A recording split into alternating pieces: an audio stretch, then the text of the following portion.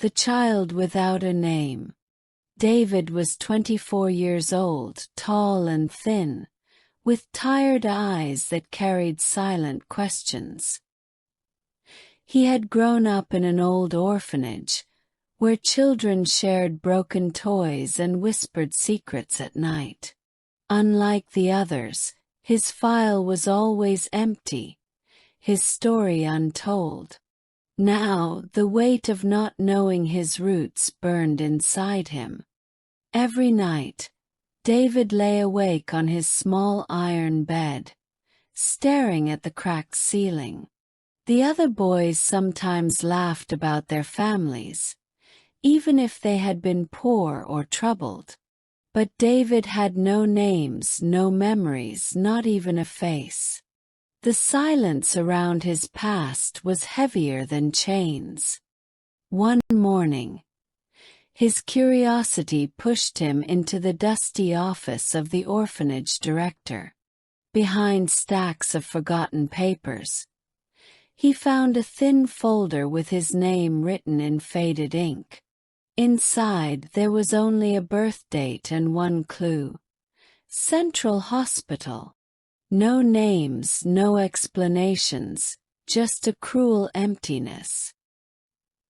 He decided to visit the hospital where he had been born. The building was cold, filled with rushing nurses and the smell of medicine. When he asked about old records, the clerk frowned, her eyes darting nervously. She said quickly, as if hiding something, "Those files are missing." David left with a storm in his chest.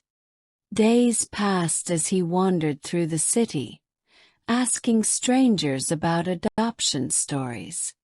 Most shrugged and walked away, but one old man in a cafe leaned closer. He whispered, his voice trembling, "Not all children were left for poverty. Some were abandoned for reasons too dark to speak." Those words followed David like a shadow. At night, his sleep turned into nightmares. He saw blurred figures leaving him at a doorstep, then disappearing into the dark. He heard doors slamming, voices whispering his name, and then silence. Each time he woke up drenched in sweat, his heart pounding with both fear and determination. Something was hidden, and he needed to know. He returned to the orphanage to speak with an older caretaker who had known him as a baby. The woman's wrinkled face grew pale at his questions. After a long silence, she whispered, "Your mother was very young. She cried the whole night before she left you." Then she shook her head and refused to say more. Those words struck him like fire. For the first time, he felt anger mixed with fragile hope. His mother had cried, so maybe she hadn't wanted to leave him. He walked along the river, staring at his reflection trembling in the water. Who was she? Who was his father? Why had they hidden everything from him? A week later, David returned to his apartment to find a small letter waiting in his mailbox. It had no return address, only his name written in shaky handwriting. Inside, a single message: "Stop searching. It will only bring pain." His hands shook violently as he read it again. Someone knew his past and feared it. Instead of stopping, the warning made him stronger. He traveled to the small town mentioned in his folder, where narrow streets smelled of bread and dust.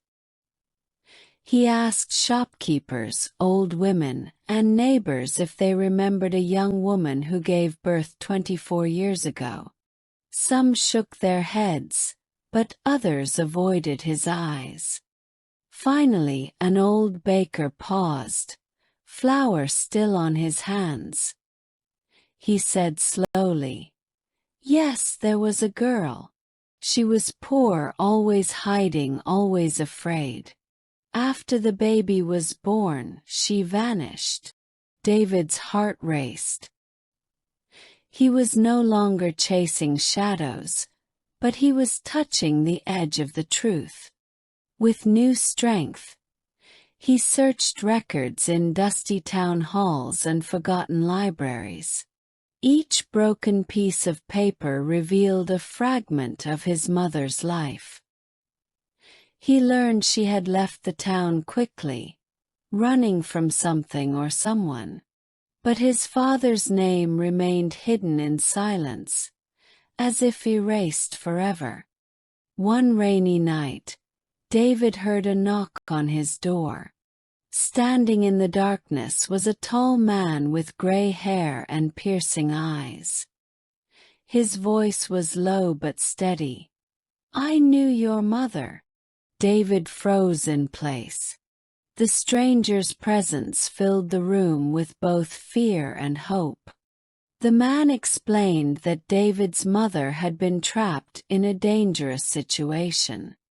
Powerful people had threatened her, warning that keeping the baby would destroy them both.